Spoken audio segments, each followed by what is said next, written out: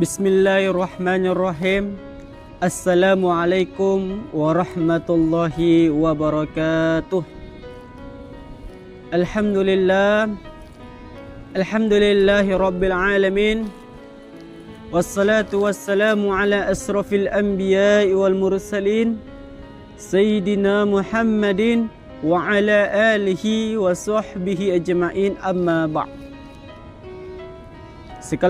Segala puji bagi Allah Subhanahu wa Ta'ala yang telah memberikan kita begitu banyak nikmat, berupa dari nikmat kesehatan, kesempatan, umur yang panjang, terlebih khusus lagi nikmat iman dan Islam, nikmat sehat yang Allah berikan kepada kita, sehingga kita masih kembali lagi bersama saya di Dato Karama TV. Salawat serta salam tak lupa kita kirimkan salawat kepada junjungan kita Nabiullah Nabi Muhammad sallallahu alaihi wasallam, Nabi suri teladan terbaik, penyempurna akhlak, Nabi yang membawa umatnya dari alam kegelapan menuju alam yang terang menderang, yakni Islam sekarang. Dan semoga kita semua sebagai pengikut umat Rasulullah sallallahu alaihi wasallam yang setia hingga akhir zaman. Pemirsa yang dirahmati oleh Allah Subhanahu wa Ta'ala, adapun tema kita pada kesempatan kali ini ialah pentingnya menghargai waktu. Pemirsa yang dirahmati oleh Allah Subhanahu wa Ta'ala, sekarang ini, akhir-akhir ini kita merasakan begitu cepat sekali waktu berlalu. Kenangan yang indah begitu cepat sekali berakhir. Betulkah dengan cepatnya waktu kita sibukkan dengan kita luangkan waktu kita dengan waktu yang bermanfaat, atau dengan sebaliknya waktu yang tidak bermanfaat kita luangkan? Maka dari itu, marilah kita renungkan waktu-waktu kita jamaah yang dirahmati oleh Allah Subhanahu wa Ta'ala. Kita renungkan waktu kita, waktu-waktu kita yang lalu kita sibukkan untuk apa? Sehingga banyak orang yang terlena dengan waktu-waktunya. Allah Subhanahu wa Ta'ala juga bersumpah dengan bagian-bagian waktu, seperti di waktu malam, di waktu siang, di waktu subuh, di waktu asar, dan di waktu-waktu lainnya. Para ahli tafsir berpendapat, jika Allah Subhanahu wa Ta'ala bersumpah dengan suatu hal, maka Allah menandakan betapa penting hal tersebut.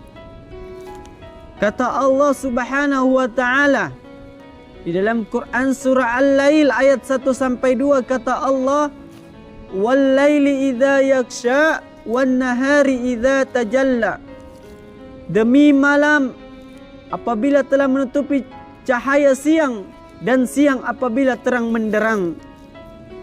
Di dalam Quran surah Ad-Duha, Allah Subhanahu wa Ta'ala juga berfirman, "Wad-duha wal laili idza saja."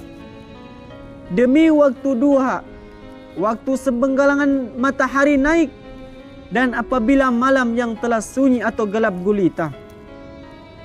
Pemirsa yang dirahmati oleh Allah Subhanahu wa Ta'ala, Rasulullah sallallahu alaihi wasallam juga menerangkan dalam sabda beliau.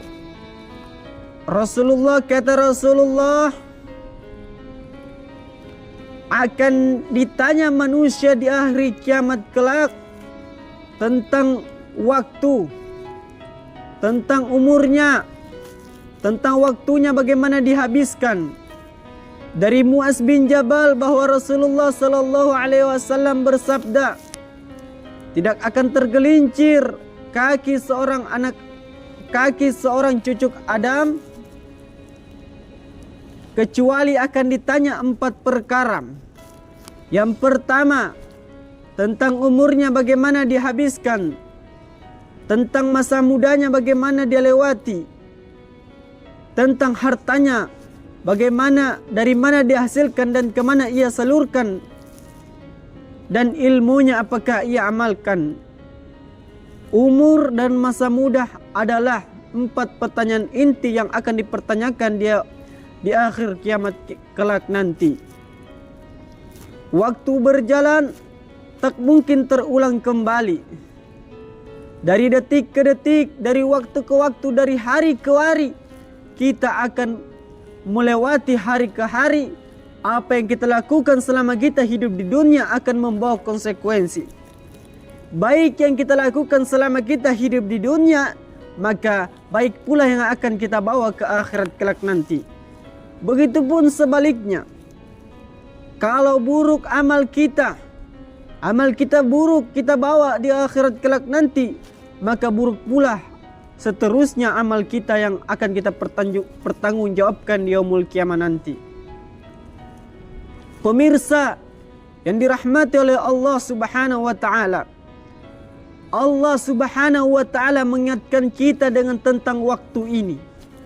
Di dalam Quran surah Al-Asr ayat 1 sampai 3 Allah Subhanahu wa taala berfirman, "Wal asr," demi masa, demi waktu, "innal insana lafi khusr," sesungguhnya manusia itu benar-benar dalam kerugian.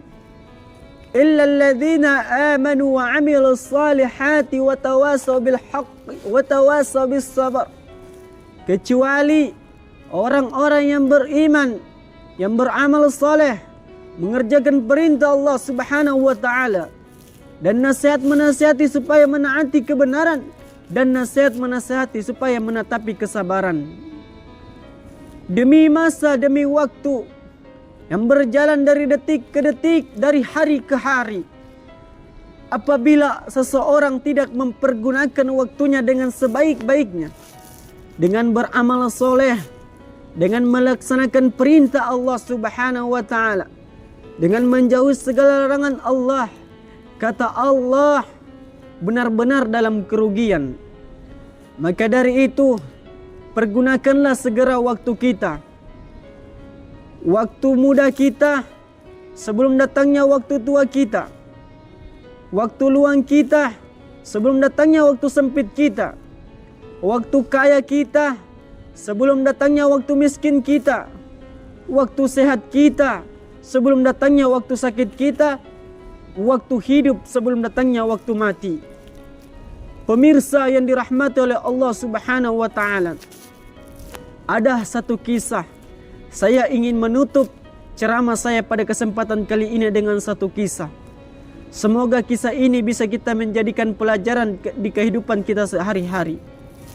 Yang mana ada seorang pemuda yang mana hanya menghabiskan waktunya hanya untuk bekerja dan terus bekerja, tetapi dia tidak pernah mendatangi Allah Subhanahu wa taala.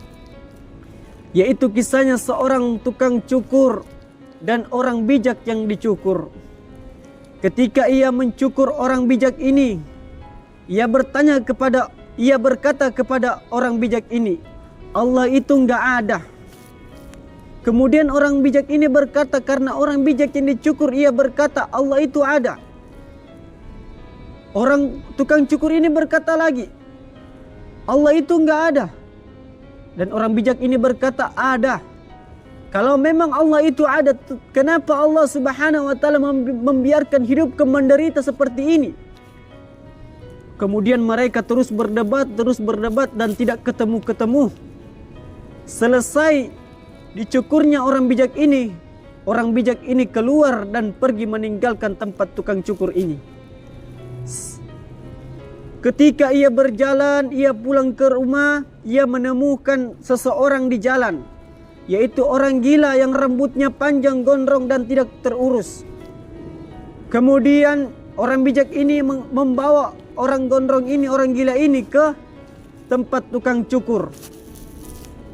Sesampainya di tempat tukang cukur, orang bijak ini berteriak di depan pintu tukang cukur ini. Ia berkata, "Tukang cukur nggak ada." Kemudian menyaut dari dalam, bersuara tukang cukur. Ia berkata, "Ada." Kemudian ia bersuara lagi, ia berkata lagi orang bijak ini, "Tukang cukur nggak ada." Kemudian keluarlah tukang cukur ini dan berkata, "Kok Bapak sudah lupa Bapak kan tadi aku yang cukur, kenapa Bapak sudah lupa kepada saya? Kemudian orang bijak ini berkata, kalau memang tukang cukur ada, kenapa orang gondrong ini dibiarkan rambutnya panjang? Kemudian orang tukang cukur ini berkata, bagaimana rambutnya tidak panjang dan lebat? Karena ia tidak pernah mendatangi saya untuk mencukur rambutnya. Dengan lantang orang bijak ini berkata, wahai tukang cukur, begitu pula dengan engkau. Bagaimana engkau tidak menderita? Bagaimana nasibmu tidak baik? Bagaimana nasibmu tidak bagus di hadapan Allah Subhanahu wa taala? Karena kau tidak pernah mendatangi Allah. Bagaimana caranya Allah ingin menolong kamu? Maka dari itu datangilah Allah, bermunajat kepada Allah agar Allah menolong kamu. Pemirsa yang dirahmati oleh Allah Subhanahu wa taala, apa yang kita bisa ambil dari kisah ini? Yaitu ketika kita ingin meminta sesuatu kepada Allah Subhanahu wa taala, maka kita harus mendatangi Allah. Bagaimana caranya kita mendatangi Allah Subhanahu wa taala? Yaitu kita pergi ke masjid, melaksanakan perintah Allah, yaitu mengerjakan salat 5 waktu sehari semalam. Kita bermunajat, berdoa kepada Allah. Apa yang kita inginkan pasti insya Allah akan dikabulkan oleh Allah Subhanahu wa taala. Karena Allah tidak membutuhkan kita, tetapi kita yang membutuhkan Allah. Maka datangilah Allah agar Allah menolong kita semua. Pemirsa yang dirahmati oleh Allah Subhanahu wa taala, itulah ceramah saya pada kesempatan kali ini. Semoga ceramah saya pada hari ini bermanfaat bagi kita semua, dan semoga kita selalu termasuk orang-orang yang menghargai waktu, dan semoga kita selalu diberikan kesehatan oleh Allah Subhanahu wa taala.